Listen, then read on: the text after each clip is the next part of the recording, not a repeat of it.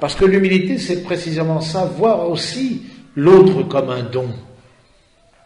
Je reçois mon conjoint, mon épouse, mon époux, de la main de Dieu. Et je l'accueille tel qu'il est, dans son humanité. Comme Jésus aussi nous accueillera dans notre humanité lorsque nous irons dans le face-à-face, dans la vie éternelle. Alors bien sûr que l'humilité consiste à accueillir l'autre dans son humanité, mais en même temps, c'est se rappeler que nous sommes au fond dépendants de Dieu, mais de cette dépendance d'amour. J'aime bien cette phrase de Jésus en Jean 15, 5, « Sans moi, vous ne pouvez rien faire. » Vous pouvez fermer la porte. Sans moi, vous ne pouvez rien faire. Mais on voit au fond que il y a en nous quelque chose, une forme d'orgueil, parce que qui dit humilité dit le contraire, dit aussi l'orgueil, c'est-à-dire l'orgueil ou la toute-puissance. C'est important aussi d'employer un autre mot, la toute-puissance. Quelque chose en nous qui s'oppose à Dieu. Alors on se dit, mais comment ça, s'opposer à Dieu? Mais qui sommes-nous pour nous opposer à Dieu?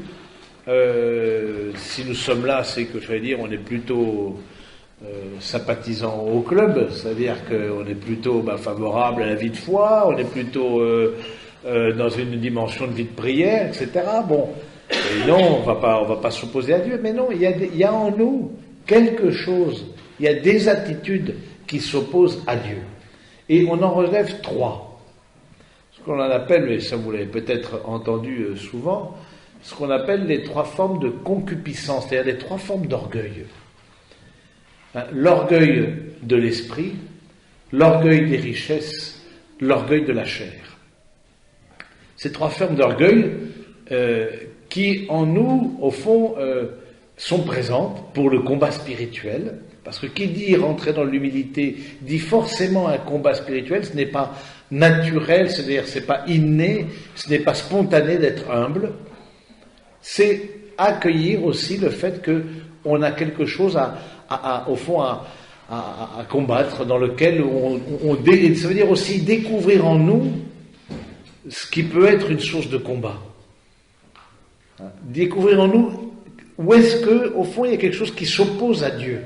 Donc dans ces 3 formes d'orgueil, ça vous rappelle évidemment les tentations au désert.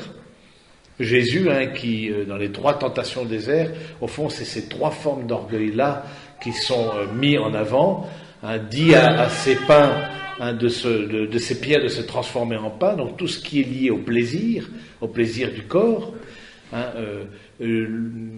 le diable qui montre à Jésus tous les royaumes de la terre, et si tu te prosternes à mes pieds, eh bien ces royaumes seront à toi, c'est l'orgueil des richesses. Et le diable qui emmène Jésus en haut, en esprit, il l'emmène en haut du temple, jette-toi du haut du temple, car Dieu enverra ses anges pour te protéger. Eh bien, c'est l'orgueil de l'esprit, se croire supérieur à Dieu lui-même, et tenter Dieu et le mettre à l'épreuve. Et c'est intéressant, dans ces 3 formes d'orgueil, je crois que chacun d'entre nous, on a à travailler. On peut les prendre un peu les uns à la suite des autres, parce que et peut-être même mettre un peu le doigt, ces 3 formes de toute puissance. Tout d'abord, l'orgueil de l'esprit. L'orgueil de l'esprit, ça se traduit comment? Ce n'est pas incompatible, grâce à Dieu, je veux dire, au contraire. Plus quelqu'un est intelligent, plus il a aussi cet appel à l'humilité. Ce n'est pas un renoncement à l'intelligence, au contraire. Mais cette intelligence, c'est quelque chose d'infini en nous, qui nous fait à l'image, à la ressemblance de Dieu, cette intelligence, elle doit, d'une certaine manière, accueillir sa source, qui est Dieu lui-même. L'orgueil de l'esprit, c'est vouloir soi-même, au fond, dominer. C'est lié au pouvoir, c'est lié à la toute-puissance, c'est lié à la manipulation, c'est lié au fond au désir de faire de l'autre quelqu'un à mon image et à ma ressemblance. Je veux que l'autre pense comme moi, soit comme moi, agisse comme moi. Derrière l'orgueil de l'esprit, il y a le fait de ne pas accepter l'altérité, que l'autre soit autre que moi, dans sa manière de penser, dans sa manière d'agir, dans sa manière de s'organiser, dans son rapport au temps. La question du rapport au temps. Vous voyez, plus ça va, plus je me dis que le rapport au temps est quelque chose à évangéliser.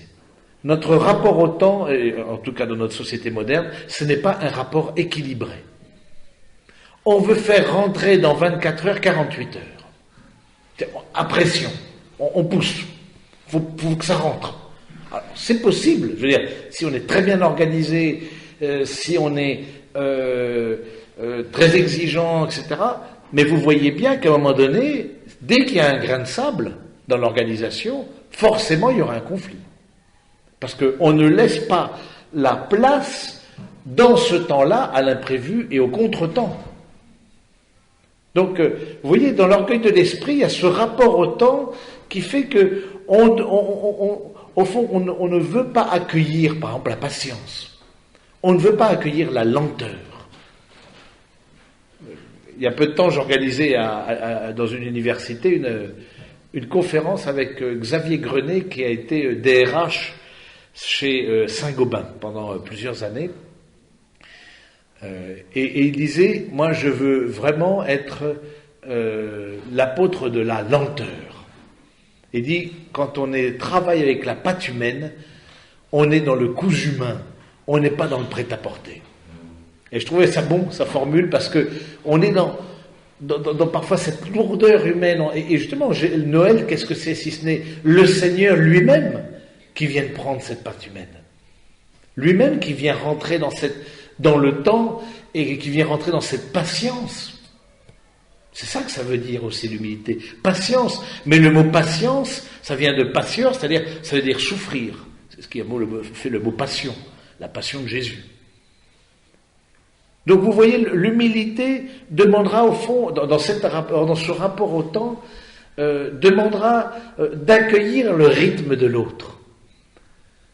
D'accueillir le rythme de l'autre. Attention à cette course en avant. Attention à ce no limite qui tôt ou tard conduit à dominer l'autre.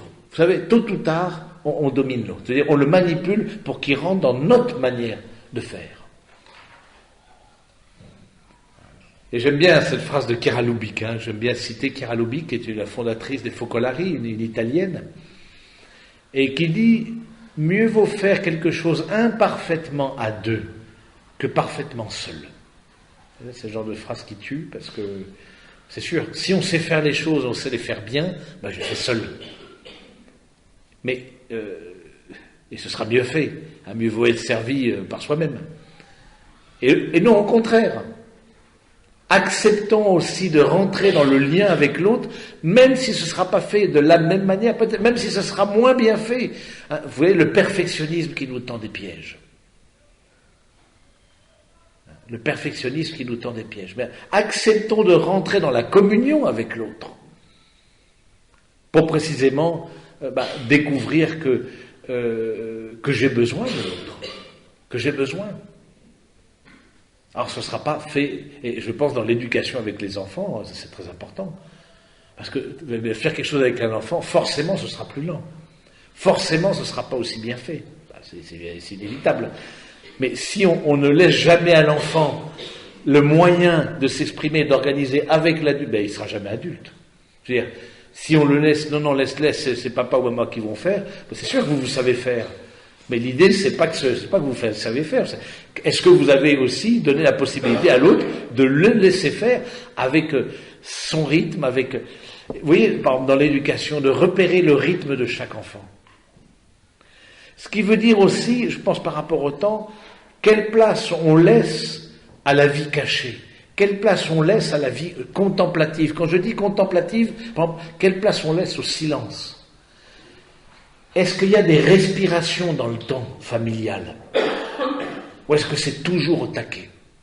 Oui, mais mon père, vous êtes dans une abbaye, vous êtes hors dehors du monde, vous ne vous rendez pas compte. Vous savez, il y a un choix par rapport à ça. Beaucoup plus qu'on le croit. On a la capacité de choix.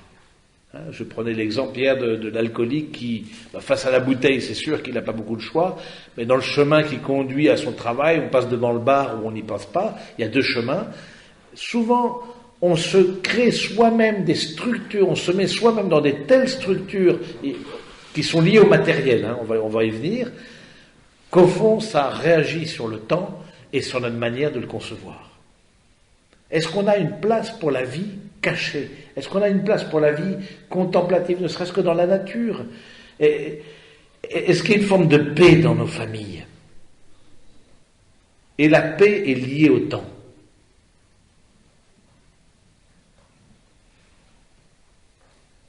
Est-ce qu'il y a le temps pour la gratuité? Est-ce qu'on est disponible? Vous voyez, mais ça a à voir avec l'humilité. Parce que ça veut dire forcément se limiter quelque part dans son action. Forcément, dans ses sorties, dans ses activités. Mais c'est vrai, il y a des tas de choses sympas à faire. C'est vrai qu'il y a des tas d'activités. Mais je vois justement, il y a une forme d'éducation qui est pas en place. Moi, je pense, à mon avis, on demande trop à des personnes dans des milieux sociaux favorisés. Du coup, il y a l'école pour les enfants, mais en plus, alors, il faut bien sûr le piano. Ensuite, il faut le sport. Ensuite, il faut, bien sûr, un peu de peinture, forcément. Le caté. Le caté, le gamin, il se retrouve avec un emploi du temps, mais parce qu'il faut, top. Ça fait des anxieux. Ça fait des angoissés. On fabrique des angoissés. Parce que le fait, justement, que l'enfant, et où est-ce qu'il prend le modèle sinon chez les parents, que l'enfant sache aussi qu'il a un temps pour jouer, qu'il a un temps pour... alors, ça n'empêche pas l'organisation, bien sûr, mais pas vouloir mettre 48 heures dans 24 heures. Pas vouloir qu'il fasse tout, il faut louper aucune occasion. Ah, il y a un truc là, on y va. Il y a un truc là, on y va. Un truc sympa. Bien sûr qu'il y a des tas de choses sympas au plan culturel, au plan spirituel, même au plan spirituel, il y a des tas de choses sympas. Quelle est la place de la vie cachée, de la vie en famille, de la vie, je dis, du temps gratuit, du temps qui n'est pas occupé par rien? Mais on s'apercevra qu'il sera vite occupé par la relation simple, la disponibilité, le jeu par exemple. Mais vous voyez, derrière ça, il y a un choix. Il y a toujours des choix. Oui, mais on dit oui, mais on est pressé, vous ne vous rendez pas compte, ce que ça... Bon. Quand on y pense bien et qu'on est honnête et se met face au Seigneur, à un moment donné, il y a eu un choix. De se mettre peut-être dans un engrenage qui fait qu'aujourd'hui, oui, on n'a plus le choix. Oui, mais en remontant, on a eu à un moment donné le choix. On pouvait s'y mettre ou pas s'y mettre. Et derrière ça, vous voyez, on va venir au matériel, alors, l'orgueil des richesses, mais derrière ça, c'est au fond accueillir le rythme de l'autre. C'est vraiment, je vois dans la vie communautaire, c'est toujours un défi.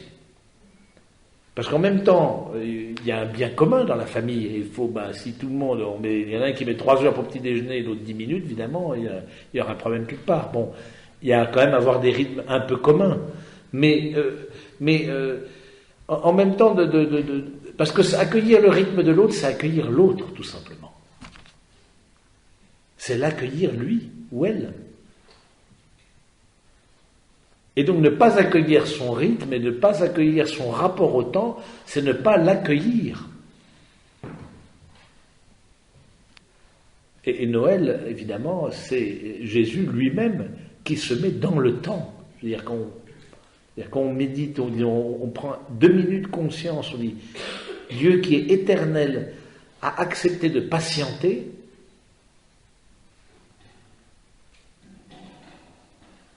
Là, on est face à un abîme. On est face à... Ça nous donne le vertige. Et nous-mêmes, il faut que ce soit tout de suite... Vous voyez, à force de cliquer, on clique là. Mais avec les personnes, on ne clique pas. Avec les enfants, il ne suffit pas de cliquer. Oui, il faut faire attention à c'est des choses intéressantes, puis bon... mais vous voyez, il faut faire attention, il faut des lieux de gratuité. Il faut des lieux où justement, où on n'ait plus rien à faire. Il faut des lieux de respiration dans la famille. Sinon, on fait des angoissés, qui n'ont jamais assez de temps. Donc, orgueil je pense aussi par rapport à l'orgueil de l'esprit, la place de la prière, qui est aussi un combat spirituel. Là aussi, c'est pas spontané. Pour nous non plus religieux, c'est pas spontané la prière. Heureusement que la cloche sonne, sinon j'irai pas. J'ai tas de choses à faire. Vous savez, un curé, c'est un emploi du temps plus que de ministre. Ben, c'est aussi un ministre, vous me direz. Mais bon, mais vous voyez, le fait dans la vie religieuse, je pense que c'est une chance de ce fait-là, et en même temps une exigence. Ben, on a la cloche qui sonne, bon. Ben, on nous rappelle, parce qu'en nous, il y a quelque chose qui oublie Dieu. Vous voyez, dans l'athéisme, il y a deux formes d'athéisme. Il y a l'athéisme, on peut dire, idéologique, et il y a l'athéisme pratique. L'athéisme idéologique, c'est Michel Onfray, par exemple, c'est le dernier un peu des Mohicans, parce qu'il n'y en a plus beaucoup. Ben, c'était toute la veine communiste et marxiste. Ça, c'est vrai, ça c'était là. Maintenant, ça n'est plus d'actualité. Il n'y a presque plus d'athéisme idéologique.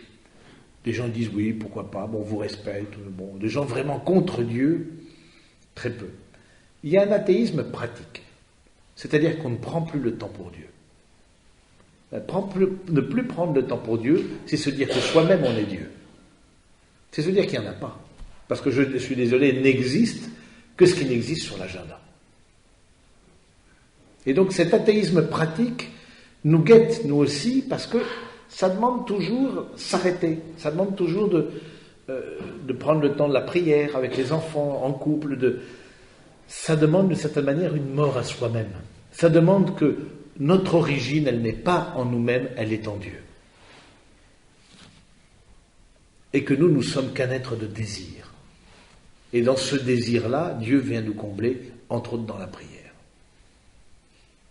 Et parce qu'on laisse le temps pour Dieu, on laisse le temps pour l'autre. Parce qu'on laisse un espace vide en nous pour Dieu, on laisse un espace aussi pour accueillir la communion.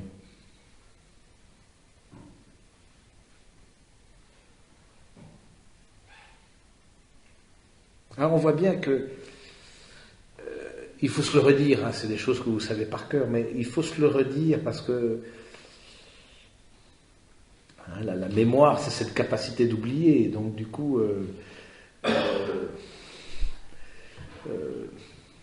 si on refait pas mémoire sans cesse de ça, et on ne se le redit pas, eh bien très vite on peut éliminer Dieu de sa vie.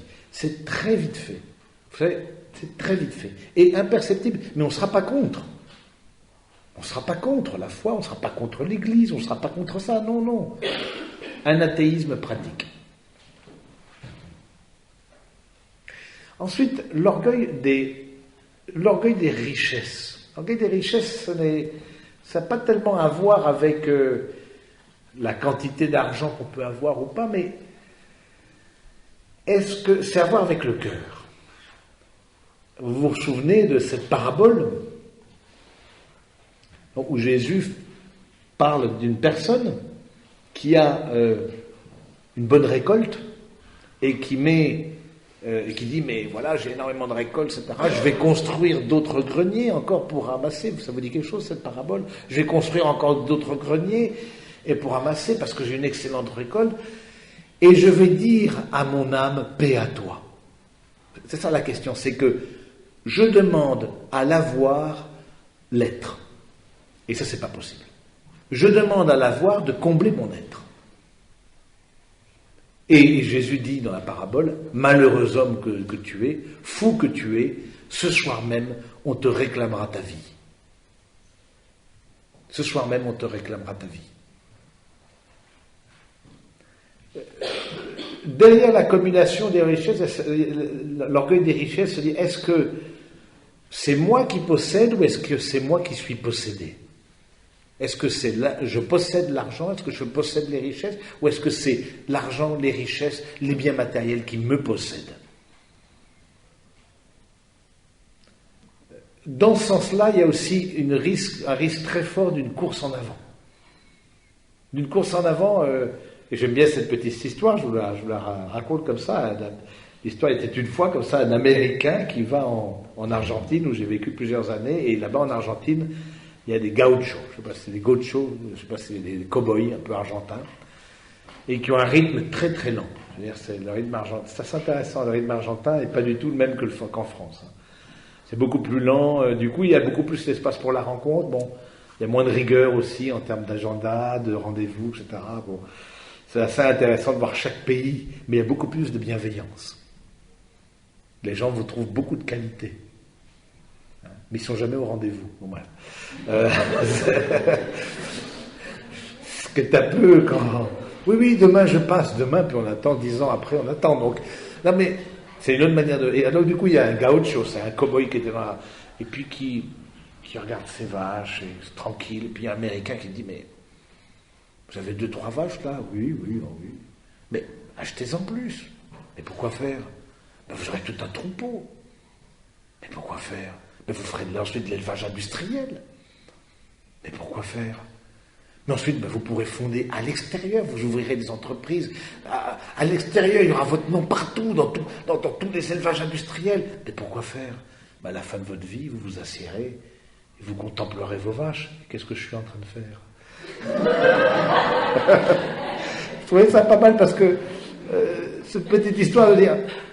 vous voyez, c'est que toujours plus dans le matériel, c'est-à-dire que prenons conscience que dès qu'on se met quelque chose sur le dos en plan, alors matériel, ça fait pas, c'est pas que ce soit mauvais en tant que tel, c'est qu'à un moment donné, il y a eu un choix.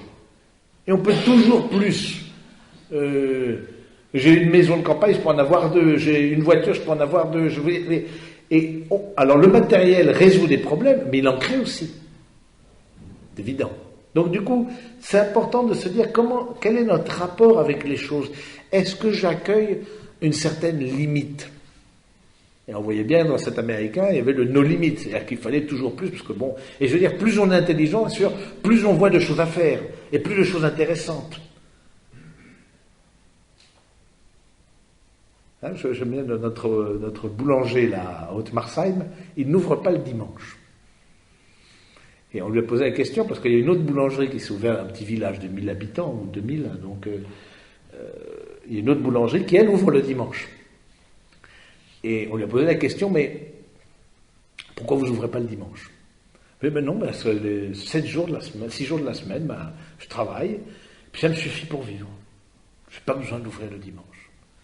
Mais vous voyez, à travers ça, la question tout le dialogue sur le travail le dimanche, qu'est-ce qui est proposé à travers ça? Il nous faut un culte de l'argent. Si on peut servir 2 dieux à la fois, on en sert toujours un. Mais lequel sert-on? C'est ce culte de l'argent qui nous parfois nous alors, c'est quoi ça? Non, c'est pas le boulanger, je crois que c'est le tracteur.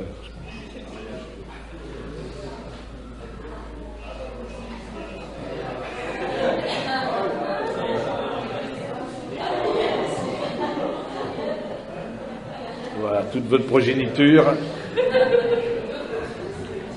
qui est dans le tracteur. Espérons qu'elle ne soit pas dessous, mais voilà. Donc du coup, avec le frère Jean-Paul. Alors, vous voyez, c'est de dire, est-ce que j'accueille la question du repos? On a vu par rapport au temps, le repos, c'est l'affirmation d'un autre. Le repos, c'est l'affirmation d'un autre. Le repos, c'est l'affirmation de Dieu. C'est que le monde ne fonctionne pas que par mon activité. C'est pas que mon travail qui fait... La terre ne va pas cesser de tourner parce que j'arrête de travailler. Et c'est le repos. Et on voit bien dans ce jour il y a eu un gros... justement, je parlais avec la députée là, de Mulhouse, parce qu'eux, ils étaient archi contre, les députés UMP, ils étaient archi contre le travail le dimanche. Alors du coup, ils ont négocié. Alors du coup, il y a marqué dans la loi, sauf Alsace-Moselle. Bon, voilà, mais bon. Comme je dis, on a mis le pied dans la porte, et puis maintenant, on peut l'ouvrir. Hein. Vous voyez, derrière ça, il y a une manière d'être en société. C'est-à-dire, on donne comme signe à la société, eh bien, c'est l'argent. C'est le travail. Bon, on n'est pas contre le travail, mais il y a une limite au travail. Il y a une limite à l'argent. On peut toujours rajouter un zéro, même si c'est vrai que ces temps-ci, c'est plutôt qu'on enlève les zéros, mais on peut toujours... Vous voyez, il y a la course en avant, on ne s'arrête pas, on peut toujours faire quelque chose d'autre, on peut toujours avoir une autre machine, on peut toujours avoir... on peut toujours accepter une autre charge, un autre travail, je veux dire, dans son travail, d'autres responsabilités. Et tout nous pousse à ça. Tout. Très clairement, tout. Et je ne dis pas que c'est facile, mais à un moment donné, il faut se positionner. Et celui qui se positionne les autres. Parce que derrière ça, il y a un peu une culpabilisation. Je culpabilise parce que, du coup, vous ne faites pas le maximum, donc du coup, donc si ça ne marche pas, ce sera bien de votre faute parce que vous n'avez pas fait le maximum.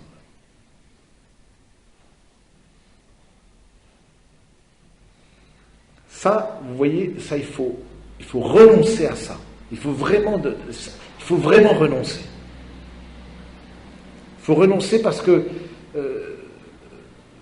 justement, dans cet accueil de la limite au plan matériel, c'est tout un, si vous voulez, je ne sais pas comment m'exprimer, mais le lien avec l'autre, le lien avec Dieu, le lien avec l'argent ou les choses matérielles, les richesses, eh bien, on voit bien que c'est quelque chose à évangéliser et que si, dans un de ces aspects-là, il y a un dérèglement, il est probable aussi que dans les autres aspects, il y a un dérèglement. Parce qu'on est une unité, âme et corps. Vous voyez bien, parce qu'on voit bien le système. Hein, du coup, au niveau du travail, par exemple, donc, qui a à voir aussi avec l'argent, avec les richesses, bon, on met de la pression, Et qu'est-ce qu'on propose pour se détendre? On propose le plaisir. Donc, c'est le stress, on résout le stress par le plaisir. Un plaisir de la nourriture, plaisir de l'alcool, plaisir sexuel. Hein, et on fonctionne... Mais ça, c'est des animaux qui fonctionnent comme ça, je veux dire, qui ont accès à la fois... Bon, mais en nous, on a une intelligence, une volonté, une capacité de choix. Il y a d'autres manières de résoudre le stress que dans le plaisir, que dans le verre de whisky quotidien. Alors c'est vrai que ça donne du plaisir. Moi, j'aime pas le whisky, mais bon, j'imagine pour ceux qui aiment. Mais est-ce qu'en amont, quand on voit par exemple qu'avec sa propre sexualité, on a des misères et qu'on n'a pas forcément la mesure ou la maîtrise qu'on souhaiterait avoir. Et puis dans ce domaine-là, je crois que c'est un rappel à l'humilité constant. Mais il faut toujours se demander, mais parce qu'on est une unité âme et corps, est-ce qu'en amont, dans un autre domaine, on a parlé du travail, du rapport au temps, du rapport à l'argent, est-ce qu'il n'y a pas aussi un dérèglement qui, d'une certaine manière, aboutit à ce dérèglement dans la sexualité? Parce que tout aboutit dans le corps, tout termine dans le corps. Qu'on le veuille ou non, on n'a que ce corps-là pour tout faire, pour prier, pour aimer, pour haïr, pour travailler, pour se reposer. Le corps, et c'est très intéressant, hein, Jean-Paul II a fait tout un travail absolument passionnant sur la théologie du corps. Hein, le corps dit la personne. Et donc dans notre corps, il y a beaucoup de choses de notre personne qui se traduit. Hein. Donc je crois que c'est... Ensuite, le rapport, on disait l'orgueil de la chair. Hein. L'orgueil de la chair, c'est l'orgueil lié au plaisir. Alors, les trois grandes formes de plaisir. Hein. Le plaisir de la boisson, le plaisir de la nourriture, le plaisir de la sexualité. C'est une forme de plaisir. Et heureusement qu'il y a ces plaisirs-là. C'est pas que le fait du plaisir en tant que tel. Parce que s'il n'y avait pas un plaisir à manger, mais tout simplement, on ne mangerait pas. S'il n'y avait pas un plaisir à avoir une relation sexuelle, tout simplement, l'espèce s'éteindrait. Dieu a mis dans notre corps des sources de plaisir. C'est bien Dieu aussi qui les a mises. On n'a pas choisi cette forme-là. Mais à l'intérieur, vous voyez, dans ce rapport au plaisir, donc le plaisir, il n'est pas mauvais. C'est pas une question de mauvais. Il y a toute une époque rigoriste, le rigorisme moral du 19e siècle. Vous voyez, tout ce qui est du corps, c'est mauvais, c'est péché, etc. Non. D'avoir un plaisir en s'unissant dans l'union intime des époux, ben c'est même conseillé. Mais la question, c'est le dérèglement. C'est pas le plaisir. Qu'on ait du plaisir à prendre une bonne, à goûter un bon vin, qu'on prenne du plaisir à savourer un bon dessert, etc. La question, c'est le no limite. C'est-à-dire qu'il n'y a plus la finalité. Il n'est plus ordonné à la communion. Il n'est plus ordonné à la construction de soi-même. On donne au plaisir l'infini de l'intelligence. C'est-à-dire que toujours plus. C'est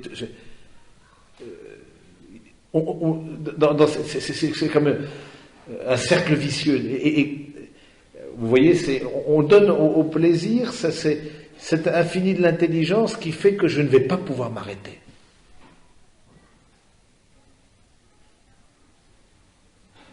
Jusqu'au moment où, parfois, problème de santé, non, vous avez trop mangé, non, maintenant, cardiologue, ah oui, alors il me faut, ou alors vous avez une cirrhose du foie, oui, là, si j'avais su, bon. Mais donc l'humilité, on voit bien ces trois lieux d'opposition, qui sont au fond des oppositions à Dieu.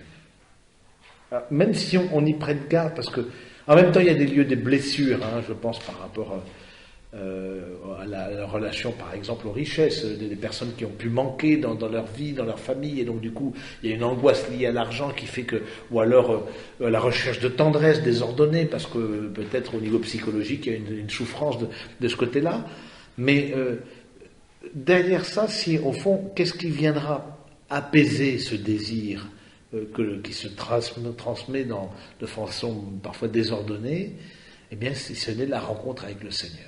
Tu nous as fait pour toi, Seigneur, et notre cœur n'a de repos tant qu'il ne repose en toi. C'est Dieu lui-même notre repos. Vous voyez, dans toutes ces formes d'orgueil, orgueil de l'esprit, orgueil de la chair, orgueil des richesses, il n'y a pas de repos. Il n'y a pas de repos. On peut toujours faire quelque chose de plus. C'est la course en avant. Il y a quelque chose d'effréné. Et tout nous pousse à ça. Je veux dire, tout nous pousse à ça. Mais ce n'est pas humain. Parce que ce qui est humain, c'est forcément limité. Il y a forcément un début et une fin. Ce qui est humain demande de la patience.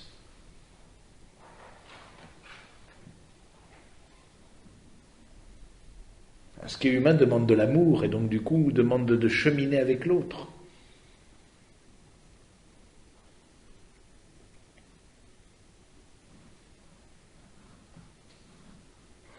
Donc on voit bien que l'humilité, au fond, ça consistera à accueillir le don de Dieu, mais de discerner à l'intérieur même de nos vies ce qui peut s'opposer à Dieu. Et vous avez fait vous-même le rapprochement entre ces trois formes d'orgueil, donc on a parlé des trois tentations, et les trois vœux religieux, de pauvreté, chasteté, obéissance, qui sont les trois conseils évangéliques.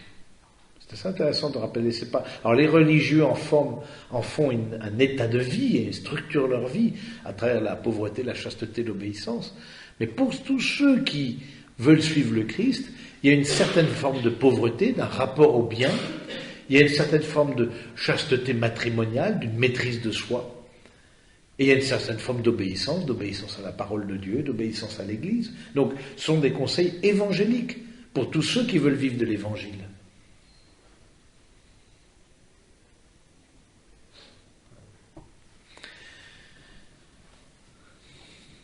Maintenant, il y a des fausses manières d'être humble. Il y a des fausses humilités. Et ça, j'aime bien le rappeler parce que on pense trop que l'humilité, c'est dire, au fond, je suis nul, vous voyez, comme une forme de dépréciation de soi-même. Et c'est pas juste. C'est pas juste, parce que déjà, le Seigneur nous a gravé dans ses paumes, dans les paumes de ses mains, regarde la merveille que je suis. Je veux dire, vraiment, nous sommes à l'image, à la ressemblance. C'est pas la dépréciation de soi-même qui fera l'humilité. Mais j'aime bien parler de deux choses, de deux aspects. C'est ce qu'on appelle la magnanimité et la pusillanimité. Alors, c'est pas la magnanimité. Alors, qu'est-ce que c'est que la magnanimité? La magnanimité, c'est le désir de grandes choses, mais de grandes choses pour Dieu, de se laisser enthousiasmer par de grands projets, de se laisser enthousiasmer par ce qui est beau, bon, vrai, d'élever son cœur, d'élever son cœur vers Dieu et d'élever son cœur vers ce que je peux aussi entreprendre pour mes frères et pour Dieu, d'avoir de grands désirs. Alors, ça paraît contradictoire, mais en même temps, on va voir tout de suite la pusillanimité, qu'est-ce que c'est? Le pusillanime, c'est l'inverse. Le pusillanime, c'est au contraire celui qui ne souhaite pas se lancer, s'investir, s'engager, de peur d'être critiqué, contredit, de peur de l'échec. Alors que, et c'est saint Thomas d'Aquin qui fait le lien entre les deux choses, il dit la personne humble est magnanime. Magnanime, ça veut dire la grandeur d'âme. Celui qui ne regarde pas la dépense. Celui qui a une grandeur d'amour. Celui qui ne voit pas, peut-être, qui ne compte pas ses forces, cet égoïsme qui fait on compte nos forces. C'est-à-dire, celui qui est dans une attitude de don de lui-même. Celui qui perd sa vie la gagnera. C'est ça, c'est Jésus qui dit, ma vie, nul ne la prend, c'est moi qui la donne. Cette magnanimité qui fait qu'on se laisse enthousiasmer par ce qui est plus grand que nous. On laisse son cœur s'agrandir aux dimensions de Dieu, aux dimensions aussi de grands projets. Et c'est là où c'est important de se dire que c'est toute la parabole des talents. Et on voit bien le paradoxe évangélique, on dit à la fois accueillir la limite et à la fois se laisser enthousiasmer par les grandes choses. Vous voyez, c'est, au fond, le magnanime, c'est celui qui a un amour fort. Celui qui a une grandeur d'âme. Celui, c'est pas parce que c'est difficile qu'il ne va pas y aller. C'est pas parce qu'il y a des épreuves qu'il va fuir. Il va tenir. Il va être là, aux côtés de l'autre. Et Dieu sait si la vie matrimoniale et familiale demande de la grandeur d'âme. Parce que s'il est un projet qui est grand, et qui est beau et qui est vrai, c'est certainement celui du couple et de la famille. Et on voit bien et c'est ça l'humilité. L'humilité, c'est en dépit des épreuves, en dépit parfois des déceptions qu'on peut avoir, en dépit des désillusions, en dépit, eh bien je reste, et je suis là, aux côtés de l'autre. On cite l'exemple de martyrs. Alors c'est vrai que dès qu'on cite des martyrs, c'est vrai que là on met la barrière très haute, mais j'aime bien l'exemple du père Kolb. Vous voyez, le père Kolb, qui, vous connaissez certainement son histoire, donc un prêtre polonais, et qui disait, qui est un grand amoureux de la Vierge Marie, et qui a était en camp de concentration. Et à un moment donné, des personnes s'échappent du camp de concentration. Et pour une personne échappée, 10 vont terminer dans le bunker de la mort. Et on aligne tous les prisonniers, etc. On en choisit 10, et lui n'est pas dedans. Alors là, humainement, parce que le bunker de la mort, c'est mourir de faim et de soif. Humainement, on est plutôt content. Spontanément, c'est passé juste à côté. Et parmi ces 10-là, il y a un père de famille qui supplie l'officier allemand de lui laisser la vie sauve. Je crois qu'il avait été père de 7 enfants, ou quelque chose comme ça, un père de famille nombreuse. Et le père Kolb est touché par ça, et lui-même s'avance, faire un pas on n'imagine même pas dans cet univers de terreur. Il s'avance, il fait un pas vers l'officier allemand, et l'officier allemand lui dit « Qui es-tu » Je suis prêtre catholique. Que veux-tu ? Eh bien, je veux mourir pour un d'eux. Et il prend la place du père de famille.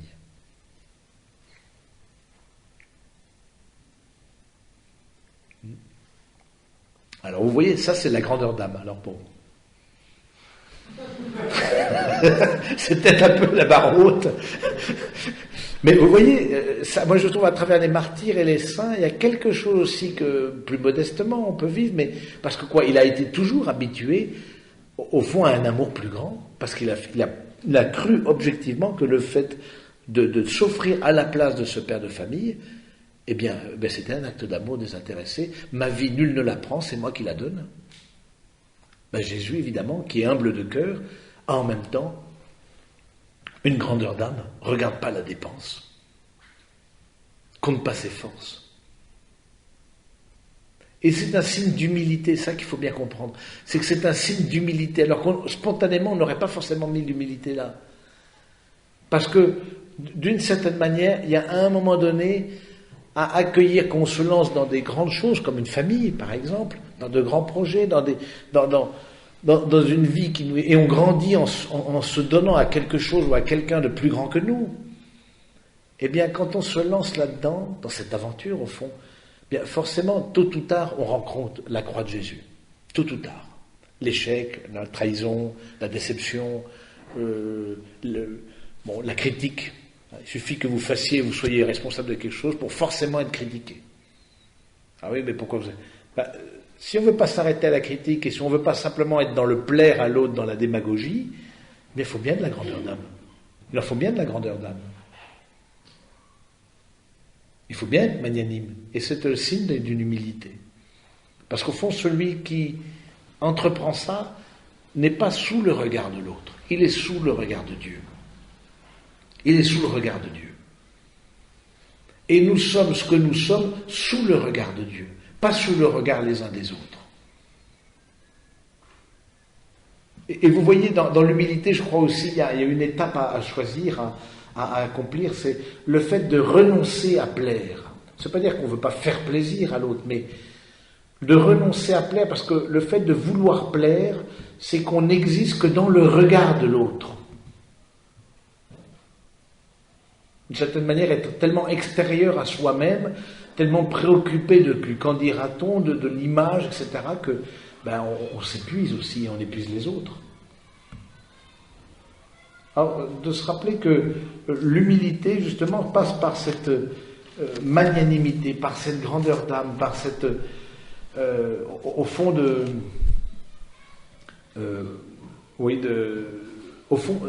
de confiance. La confiance, ce sera toujours le signe de l'humilité.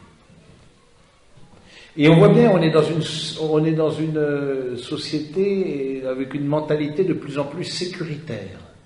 Tout doit être calculé, maîtrisé, risque zéro. Mais risque zéro, c'est pas humain. C'est ça le problème. C'est pas humain le risque zéro. Il y a toujours un risque. Qui dit humanité dit toujours un risque. Qui dit humanité dit déjà, à un moment donné, il y aura la mort. Mais vous voyez, derrière ça, derrière l'humilité, c'est aussi un accueil au fond de la croix du Seigneur. Est-ce qu'il y a un espace dans ma vie pour aussi accueillir la souffrance? Ou est-ce que je fuis en permanence la souffrance? J'aime bien dans l'encyclique de Benoît XVI sur l'espérance. Il dit, même si on fait tout pour combattre la souffrance physique, etc., morale, et sociale, on ne peut pas l'éviter. Ça fait partie de nos humanités. Et une personne qui chercherait à éviter en permanence la souffrance et qui fuirait ça, terminerait dans une existence vide. D'une certaine manière, l'humilité, c'est accueillir aussi cette part d'impuissance qui est synonyme de notre humanité. Qui dit humanité dit qu'il y a forcément une limite, donc une part d'impuissance. Et donc quelque chose qui est pénible à porter.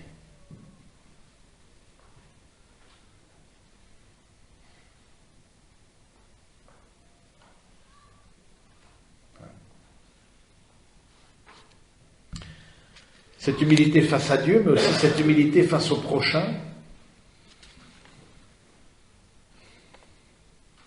D'avoir cette humilité face au prochain, je crois que ça se traduit beaucoup dans ce regard de bienveillance. S'il y a un mot qu'on pourrait retenir, c'est bienveillance. Et c'est vrai que c'est très franco-français de voir tout de suite le point noir dans la page blanche. Tout de suite. Il y a des mentalités comme ça, des gens claquent. Tout de suite, ils voient ce qui ne colle pas. Et je crois qu'on a à convertir notre regard.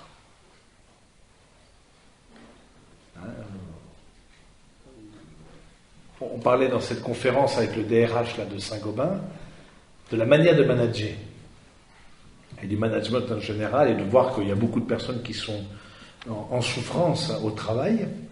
L'actualité récente nous le rappelle. Et on voit bien qu'il y a un management par le stress, typique.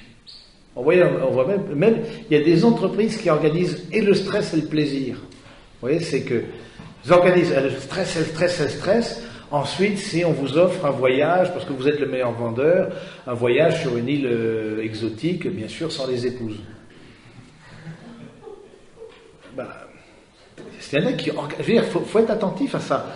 C'est organisé pour... Oui, mais on compense le stress par le plaisir. Puis, on disait bien avec ce DRH, au fond, est-ce qu'il n'y a pas une autre forme de management?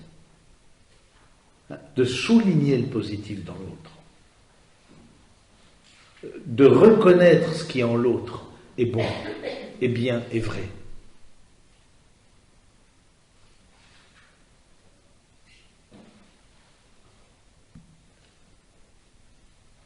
Et d'une certaine manière, les drames que l'on a vus ces temps-ci, et ça existe dans plusieurs entreprises, rappellent au fond qu'il y a peut-être à revenir à la bienveillance.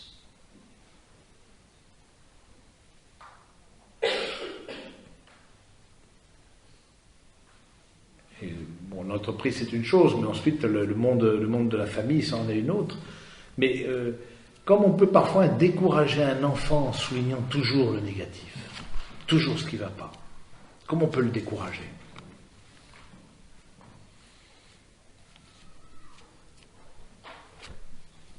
Et ça, je crois que dans notre mentalité française, il faut on est très critique, on a un esprit critique. Alors ça a aussi d'autres avantages, parce que du coup, on a vraiment une mentalité française très particulière.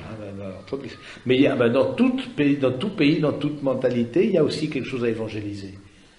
Alors par exemple, les Américains, eux, sont beaucoup plus positifs, signe positif. Alors donc, ils encouragent leur enfant, c'est génial ce que tu fais.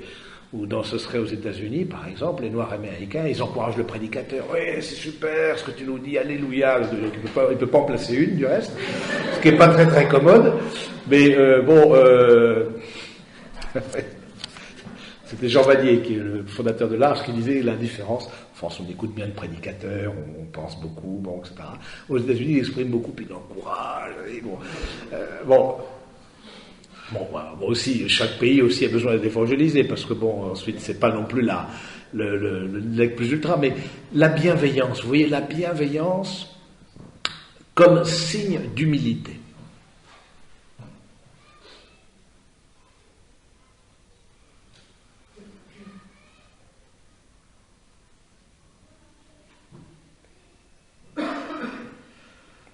J'aime bien, par exemple, Jean-Paul II, quand il parle de la spiritualité de communion, dans la lettre en 2001, ça date un petit peu, mais il dit, notre siècle a besoin de spiritualité de communion, et ce sera vers ça qu'on s'orientera.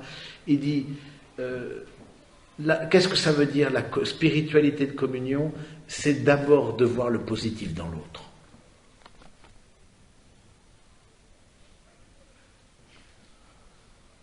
C'est d'abord de voir le positif dans l'autre. Et c'est vrai dans la vie de couple, c'est vrai dans la vie de famille avec les enfants, dans la vie de l'Église, dans la vie d'une communauté.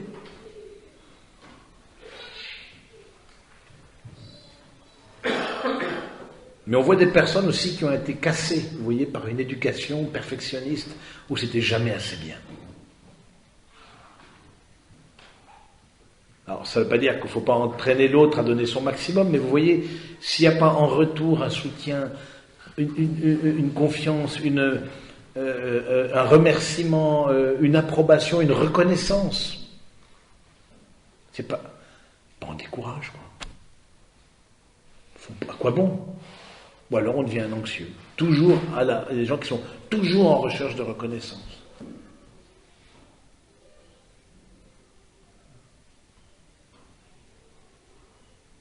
Alors, voilà un peu vous dire des choses sur l'humilité, puis j'aime bien cette prière de saint Thomas d'Aquin, parce que j'avais prévu vous dire un peu d'autres choses, mais on aura, et puis peut-être laisser la place à quelques questions.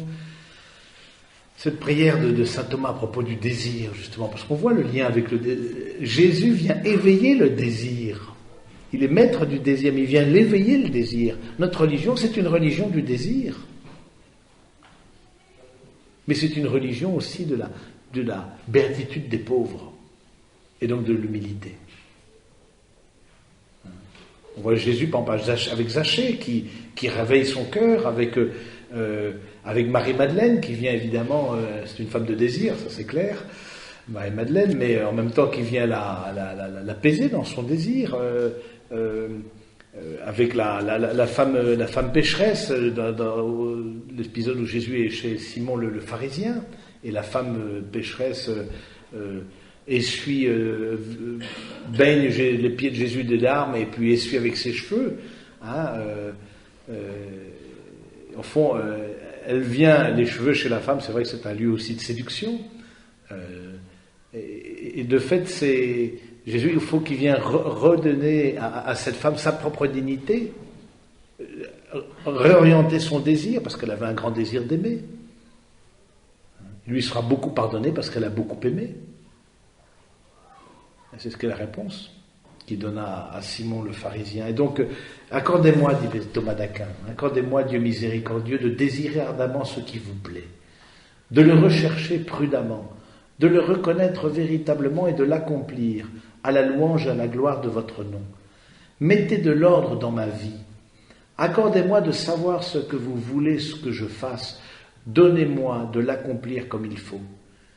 Accordez-moi, Seigneur mon Dieu, une intelligence qui vous connaisse, un empressement qui vous cherche, une sagesse qui vous trouve, une vie qui vous plaise, une persévérance qui vous attende avec confiance et une confiance qui vous embrasse à la fin. Ô très clément, rappelez-moi quand je fuis, attirez-moi quand je résiste, relevez-moi quand je tombe, soutenez-moi quand je marche. Ne m'oubliez pas quand je vous oublie, ne m'abandonnez pas quand je vous abandonne. Ne me méprisez pas quand je pêche.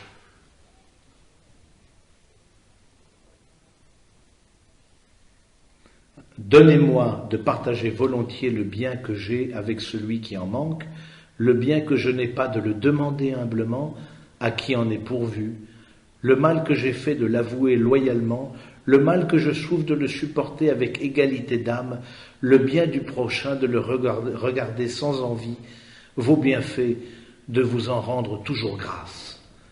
Moi j'aime bien cette prière de Thomas d'Aquin qui vraiment s'adresse au Seigneur, en même temps confie son désir, en même temps de dire, dans ce désir-là, il y a eu parfois où je me suis égaré.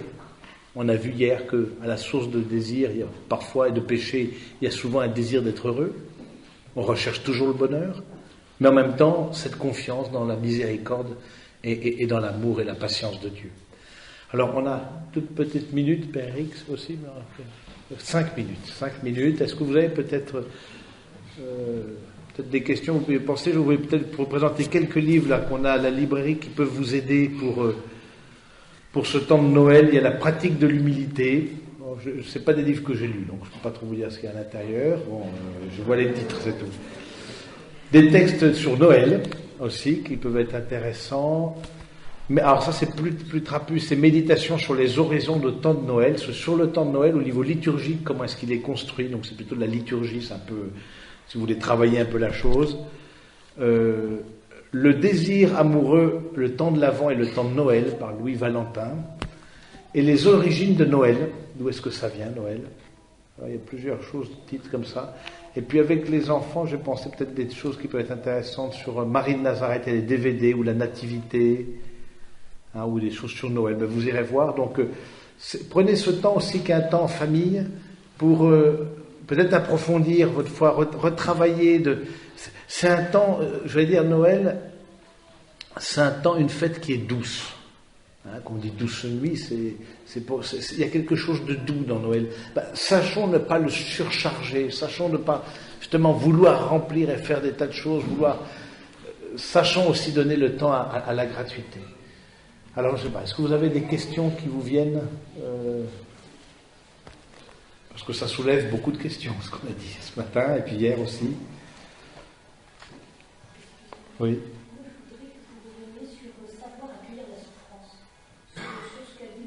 Oui.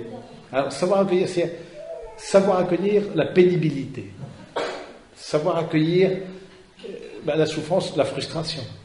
C'est une forme de souffrance, c'est-à-dire que tous mes désirs, je ne peux pas les réaliser, il y a une forme de souffrance. Ensuite, savoir accueillir parfois la souffrance physique qui arrive avec l'âge, la maladie.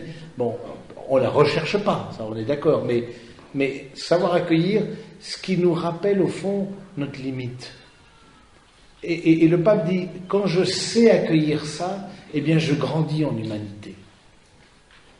Alors qu'il peut y avoir une autre manière de faire, c'est-à-dire je fuis toujours ce qui me rappelle ma limite. Je fuis toujours ce qui est pénible, il y a ce culte du confort. Alors, on est en plein dedans, on sait bien, on le sait, mais bon, oui, mais comme un peu maladif, c'est-à-dire que dès qu'il y a une limite, et parfois on s'en rend même pas compte, c'est tellement des manières d'être, des formes de pensée, que c'est tellement des automatismes. Est-ce que je sais accueillir justement j'aime bien le fondateur, il disait, je ne suis heureux que quand il me manque quelque chose. Est-ce que dès que j'ai besoin de quelque chose, je l'achète? Est-ce que je suis accro de la dernière nouveauté d'ordinateur, de téléphone, etc. Vous voyez, est-ce que... Bon, là, il y a des gradations dans la souffrance. Il y a la grande souffrance, les grandes maladies. Bon, c'est aussi ça, mais de façon peut-être plus quotidienne, parce qu'on n'est pas tous touchés par des grandes souffrances. Bon, peut-être oui, mais... est-ce qu'on sait accueillir le manque? Je pense que c'est plutôt ça. Le manque est toujours une souffrance, parce que c'est vrai que... Mais le manque, en même temps, qui creuse l'espace pour Dieu. Et qui creuse... Parce que si on est des repus, mais il y a plus de... par définition, il n'y a plus de place pour Dieu, et il n'y a plus de place pour l'autre. Il n'y a plus de place pour l'autre. Parce que je suis repu, je m'auto-satisfais. Je suis dans une... Bon. Je ne sais pas si c'est à peu près clair. Peut-être une ou deux questions encore? J'ai une question concernant le travail de dimanche. Oui. Le camp de vous avez côtoyé, il vous a dit que les 6 jours lui suffisent. Et si les 6 jours ne suffisent pas pour vivre? Si les 6 jours ne lui suffisent pas. Alors, ça peut ne pas suffire pour plusieurs choses. Ça peut ne pas suffire parce qu'on s'est mis... Alors, il faut voir pourquoi. Alors, premièrement, parce que soit il faut changer de travail, bon, soit on s'est mis dans une logique telle de train de vie qui fait que ça ne suffit pas. Ben, c'est sûr, parce que s'il faut entretenir, si on a un gros train de vie, ah ben oui, 6 jours, ça ne suffit pas. Oui, derrière ça, il y a tout. Ou alors vraiment, c'est un travail qui ne nous suffit pas pour vivre, c'est-à-dire le minimum vital. Mais si on a des prétentions de train de vie telles, ben oui, il faut... Mais est-ce qu'en amont, il ne faut pas réfléchir et se dire, est-ce que le train de vie, il n'y a pas à le réduire, et on n'est pas obligé de tous partir à la montagne, tous partir à la mer, tous faire... il y a peut-être aussi une forme de... Et les enfants, c'est pas forcément ça qu'ils attendent non plus. Qu'est-ce qu'ils attendent? C'est surtout un lien... C'est certain de l'amour avec les parents, je veux dire, c'est le temps avec les parents, et on peut, de façon plus modeste, plus... Maintenant, si ça ne suffit pas pour le minimum, je veux dire, bon, pour payer ses factures d'électricité, de téléphone, pour mettre de l'essence dans la voiture, si vraiment ça ne suffit pas, ben là, on est en dessous du seuil de pauvreté. Alors là, bon, il faut changer de travail, il faut voir autre chose. Là, on est dans la catégorie des personnes pauvres. C'est vrai que c'est une vraie question. Parfois, on est dans une logique de travail qui ne suffit plus pour vivre. Alors, mais là, là, il faut voir ailleurs. Mais parfois, c'est peut-être pas tellement cette question du seuil de pauvreté, c'est plutôt de se dire, est-ce qu'on ne s'est pas mis dans des logiques? Parfois, à fond de train, on est rentré là-dedans, tête baissée, qui fait qu'on est ensuite dans un cercle vicieux, dans une course en avant. Et c'est vrai qu'on n'a plus assez parce qu'on a des crédits, parce qu'il y a des... vous voyez, le crédit appelle le crédit. Le crédit appelle le crédit, et qu'on s'est mis les choses sur le dos tellement lourdes. Alors si on finance par crédit la vie quotidienne, alors là il y a un problème, ça c'est vrai. Mais en général c'est pas tellement ça, c'est que la voiture, c'est la maison parfois de campagne, ou alors l'entreprise, si on est propriétaire de son entreprise, bon. Il y a un discernement à faire avant de s'engager. Il y a un discernement à faire. À quoi ça va? Le matériel n'est jamais que le matériel. Le matériel rejaillit pour tout, et sur tout, et sur tous. Ça a des conséquences partout. Vous voyez, par rapport à une communauté religieuse, on dit oui, mais vous êtes religieuse. Vous imaginez une maison comme celle-ci, à une modeste demeure, ce que ça veut dire en termes d'entretien. Non, mais c'est intéressant de se dire, qu'est-ce qu'on fait? Il y a des choix, et les choix matériels rejaillissent sur la communauté. C'est pas que la communauté n'aura pas assez pour vivre, c'est pas tellement ça, mais est-ce qu'on va pas mettre sur la communauté? Bon, je vous donne par rapport à l'accueil. On pourrait éventuellement faire d'autres travaux, d'autres choses, etc. Bon, agrandir notre capacité d'accueil. Oui, mais ensuite, agrandir la capacité d'accueil. Oui, mais vous vous rendez compte, il faut bien que l'argent rentre pour payer. Chaque mois, on doit payer 8 000 euros de charges sociales pour les frères, c'est-à-dire de retraite, de maladie, etc. Premier, bon. On dit, mais vous ne vous rendez pas compte, il faut bien payer les trucs. Mais vous voyez, ensuite, tôt ou tard, ça va faire un stress sur la communauté, et donc ensuite des difficultés de relation entre les frères, alors qu'il y avait peut-être un plan B.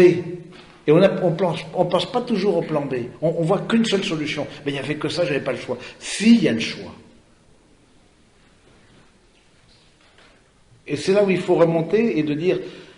Et il faut être très attentif à ces questions matérielles. Parce que ça renvoie... Je me suis toujours posé la question, pourquoi est-ce que Jésus a dit, entre Dieu et l'argent, il faut choisir? Pourquoi il n'a pas parlé de l'orgueil de l'esprit? Pourquoi il n'a pas parlé de l'orgueil de la chair? Pourquoi il a, d'une certaine manière, et c'est vrai que parfois même à l'excès, les catholiques surtout, les protestants ont une autre tradition, mais les catholiques, on a toujours été un peu mal à l'aise avec l'argent, un peu culpabilisés. Parce qu'au fond, j'ai réfléchi, au fond, l'argent permet les deux autres formes d'orgueil. Si vous avez de l'argent, vous avez le pouvoir. Et donc l'orgueil de l'esprit et le fait de conduire les autres là où vous voulez. Et puis, tout ce qui est les dérapages en termes de plaisir, ça demande de l'argent. Tôt ou tard, ça se paye. Ça, les sites porno ont très bien compris ça, tous les gens qui ont, les vendeurs de drogue ont très bien compris ça, etc. Ça se paye. Donc, il faut voir que dans l'argent, il y a un enjeu, et dans le matériel en général, et ça rejaillit jusqu'à notre relation à Dieu, parce qu'on n'a plus le temps, donc on n'a plus le temps pour Dieu. Mais... alors, si ces 6 jours, ça ne suffit pas, il faut voir de façon concrète pourquoi, est-ce qu'il n'y a pas eu des choix, est-ce qu'il n'y a pas eu est-ce qu'il n'y a pas d'autres choix à faire, est-ce qu'il faut être peut-être plus modeste dans le train de vie, voilà, je pense que... Mais derrière ça, c'est trop facile de dire, oui, mais c'est comme ça et c'est pas autrement, puis on n'a pas le choix, et puis on pense au fond qu'on est dans une machine qui nous broie et qu'au fond on n'a pas trop le choix que de faire des crédits puis de courir dans une course en avant. À un moment donné, il y a eu un espace de liberté. À un moment donné. Il faut le chercher cet espace. Où est-ce qu'à un moment donné on a eu cette possibilité-là de dire oui ou non ?